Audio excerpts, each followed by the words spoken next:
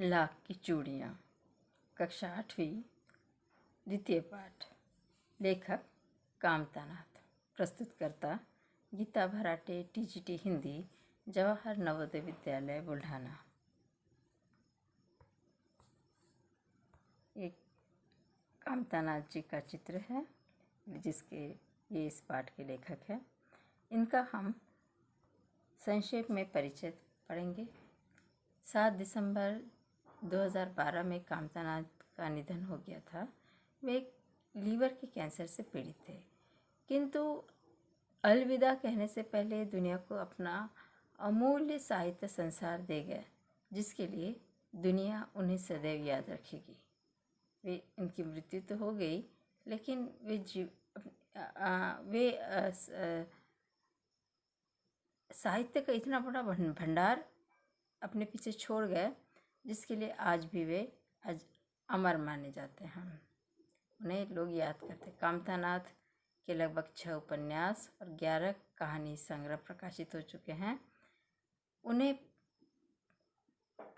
पहल सम्मान मध्य प्रदेश साहित्य परिषद का मुक्तिबोध पुरस्कार, उत्तर प्रदेश हिंदी संस्थान का यशपाल पुरस्कार, साहित्य भूषण तथा महात्मा गांधी पुरस्कार प्राप्त हो चुके थे।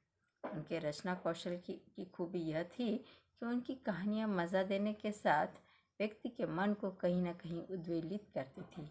एक छोटा सा उदाहरण हम इस कहानी के माध्यम से भी देख सकते हैं कि लेखक ने एक बच्चा कितना आनंद लेता है अपने मामा के गांव जाकर, कितना खुश होता है, कितनी छोटी छोटी बातों में उसकी रुचि होती है, उसकी कैसी छोटी छोटी बातों में उसकी खुशियाँ छुपी हुई रहती है। ये सब बड़े बारीकी से बताया। साथ ही में वे सामाजिक जो बेरोज़गारी बढ़ती जा रही है, औद्योगिकरण के कारण जो मनुष्य के हाथ कटते जा रहे हैं, उस समस्या को हमारे सामने रखने में भी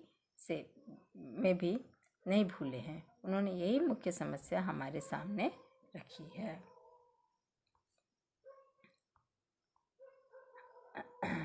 लाख की चूड़ियाँ इस प्रकार की होती है। लाख एक ऐसा पदार्थ है जो कि पेड़ों की का जैसे गोंद निकलता है, उस तरह से लाख निकलता है, जिसका प्रयोग हम लोग सील करने के लिए करते हैं। पोस्ट ऑफिस में ज़्यादातर इसका प्रयोग किया जाता है। ऑफिसेस में किसी कागज़ातों को सील करने के लिए लाल रंग के लाख का प्रयोग किया जाता है। तो और उसी से बनी ये चूड़ियाँ होती है। वास्तव में ये जो चूड़ियाँ होती है वो गर्म हो जाती है। खाना बनाते समय स्त्रियाँ अगर इसको पहने तो वे गर्म हो जाती है, तो जल्दी पिघलता है। आपको याद होगा कक्षा 7वीं में लाख का घर बनाया गया था दुर्योधन के द्वारा पांडवों को मारने के लिए, जिसमें लाख का प्रयोग किया गया था ताकि वो लाख, चर्बी, मोम, घी, सन इत्यादि का, ताकि वो जल्दी से क्या हो सके, आग पकड़ सके। तो ये चूड़ियाँ भी उसी लाख से बनी होती है और राजस्थान में इसका प्रचलन खूब है। अब तो संसार इतना छोटा हो गया कि राजस्थान और गुजरात नहीं कहा जा सकता। अगर जो पहनना चाहता है उसे ऐसी चूड़ियाँ कहीं भी मिल सकती है, लेकिन राजस्थान और गुजरात इसके लिए विशेष रूप से प्रसिद्ध है। लाख की चूड़ियाँ।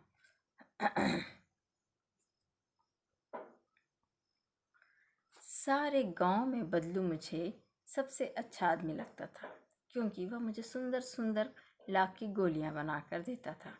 मुझे अपने मामा के गांव जाने का सबसे बड़ा चाव यही था। चाव मतलब रुचि में। मैं मेरे मामा के गांव बड़ी रुचि से जाता था, क्योंकि मुझे उन गोलियों का आकर्षण खींचता था। जब मैं वहाँ से लौटता था तो मेरे पास ढेर सारी गोलियाँ होती, रंग बिरंगी गोलियाँ, जो किसी भी बच्चे का मन मोह ले। वैसे तो मेरे मामा के गांव का होने के कारण मुझे बदलू को बदलू मामा कहना चाहिए था, परंतु मैं उसे बदलू मामा न कहकर बदलू काका कहा करता था, जैसा कि गांव के सभी बच्चे कहा करते थे। बदलू का मकान कुछ ऊंचे पर बना था। मकान के सामने बड़ा सा सहन था, आंगन था, जिसमें एक पुराना नीम का वृक्ष था। उसी के नीचे बैठकर बदलू अपना काम किया करता था। बगल में भट्टी दहकती रहती थी, जिसमें लाख पिघलाया करता था। सामने लकड़ी की चौखट पड़ी रहती थी, जिस पर लाख के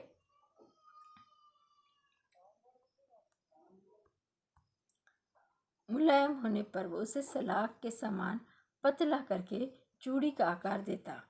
पास में 4-6 विभिन्न आकार की बेलनुमा मुंगेरियाँ रखी रहती थी। मुंगेरी मतलब जिससे कपड़े धोते हैं ना, जैसे बेलन के समान होती है, कपड़े भी धोते हैं, जो आगे से कुछ पतली और पीछे से मोटी होती जाती थी। लाख की चूड़ी का आकार देकर वह उन्हें मुंगेरियों पर चढ़ाकर गोल और चिकना बनाता और तब एक एक कर पूरे हाथ की चूड़ियाँ बना चुकने के पश्चात वह उन पर रंग करता। तो इस पैराग्राफ में, इस अनुच्छेद में लेखक स्कूल की हर गर्मी मामा की गांव अपने ननिहाल जाता था। गांव में लेखक का प्रिय बदलू काका था, जो अपने चूड़ियों के व्यवसाय के लिए प्रसिद्ध था। लेकिन लेखक बदलू उन्हें लाख की रंग बिरंगी गोलियां बनाकर देता था। जैसा कि सभी बच्चे जानते हैं, गर्मियों की छुट्टियों में वे कहीं ना कहीं जाना पसंद करते हैं, चाहे वो मामा के घर हो, चाहे दादा दादी के घर हो। तो और जब वे अपने पैतृक गांव जाते हैं, तो वहाँ का वातावरण शहरी वातावरण से थोड़ा भिन्न होता है, और वहाँ का जो लोगों का स्वभाव होता है, लगाव होता है, वो जो प्रेम होता है, वो बरबस उन बच्चों को अपनी ओर खींचता है, और बच्चे स्कूल से भी थोड़ा राहत पाते हैं और अपना मन गांव के वातावरण में उनका मन आसानी से रम जाता है। वैसे ही लेखक भी अपने मामा के घर जाता था। वहाँ उसका आकर्षण का विषय था उनके आकर्षण का विषय था बदलू के द्वारा दी गई रंग बिरंगी गोलियाँ, जिसकी सहायता से वे खेलते थे, और वे उसे गांव से शहर जाते समय ले जाते थे और अपने मित्रों के बीच उन गोलियों को दिखाकर और अधिक प्रसिद्धि पाते थे।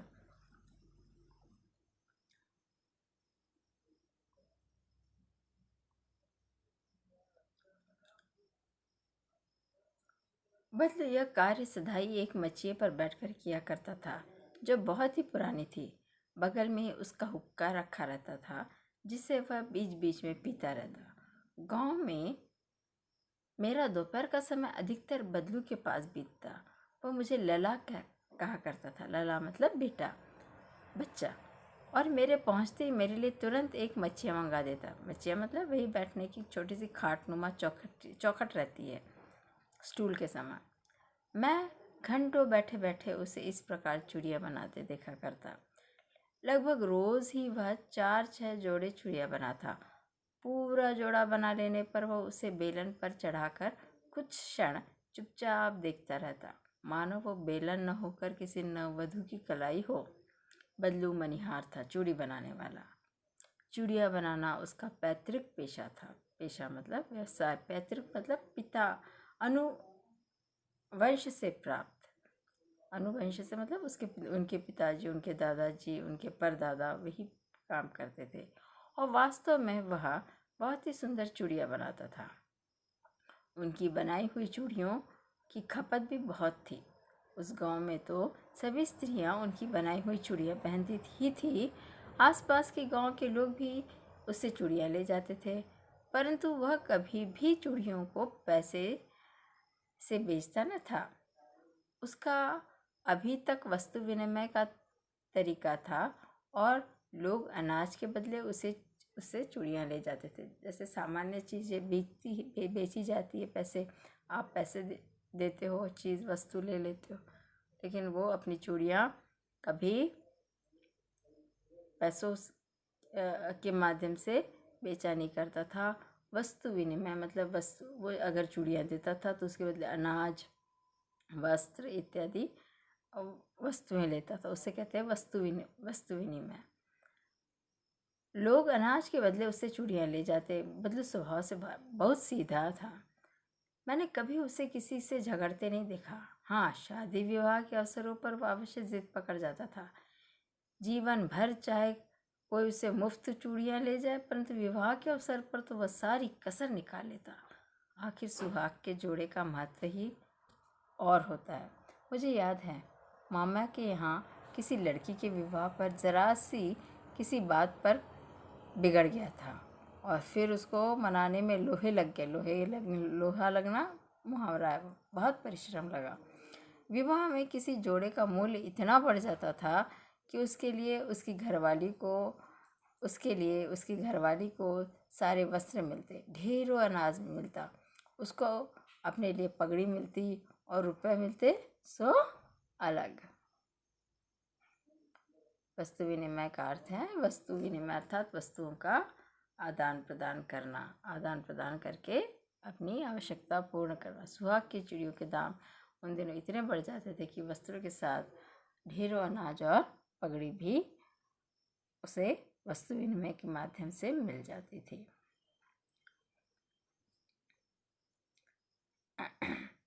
यदि संसार में ये मच्छियाँ है,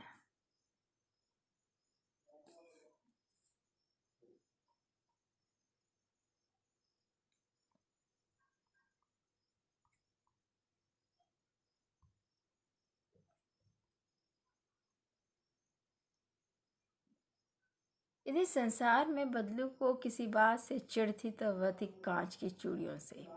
यदि किसी भी स्त्री के हाथों में उसे कांच की चूड़ियाँ दिख जाती थी तो वह अंदर ही अंदर कुढ़ उठता और कभी कभी तो 2-4 बातें भी सुना देता। कुढ़ता, अंदर ही अंदर कुढ़ता, गुस्सा भी आता था उसे और दुख भी होता था। उसे कुढ़ना कहते हैं। मुझसे तो वह घंटों बातें किया करता। कभी मेरी पढ़ाई के बारे में पूछता, कभी मेरे घर के बारे में और कभी यूं ही शहर के जीवन के बारे में।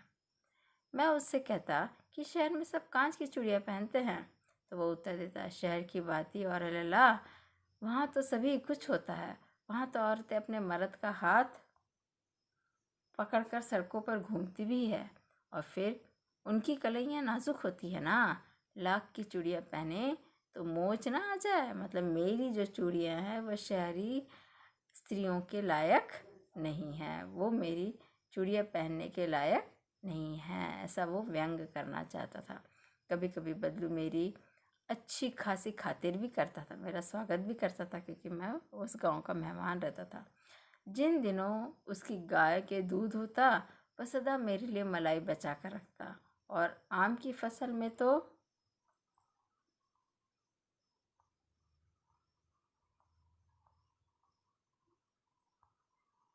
मैं रोज़ ही उसके यहाँ 2-4 आम खाता। परंतु इन सब बातों के अतिरिक्त जिस कारण वह मुझे अच्छा लगता था वह यह था कि लगभग रोज़ ही वह मेरे लिए 1-2 गोलियां बना देता। बच्चे जो होते हैं ना, वो खाने पीने से भी ज़्यादा, सबसे ज़्यादा आप लोगों को भी क्या पसंद है? खेलना पसंद है। सबसे पहले खेलना कूदना, उसके बाद खाना पीना, उसके बाद पढ़ाई, वो बातें अपनी हैं। लेकिन बच्चों को खेलना, इसीलिए सबसे ज़्यादा मेरे आकर्षण का विषय था बदलू के द्वारा मुझे गोलियां देना। मैं बहुधा हर गर्मी की छुट्टी में अपने मामा के यहाँ चला जाता और 1 आध महीने वहाँ रहकर स्कूल खुलने के समय तक वापस आ जाता। परंतु 2-3 बार ही मैं अपने मामा के यहाँ गया होऊंगा। तभी मेरे पिता की एक दूर के शहर में बदली हो गई, तबादला हो गया और एक लंबी अवधि मतलब समय तक मैं अपने मामा के गांव न जा सका।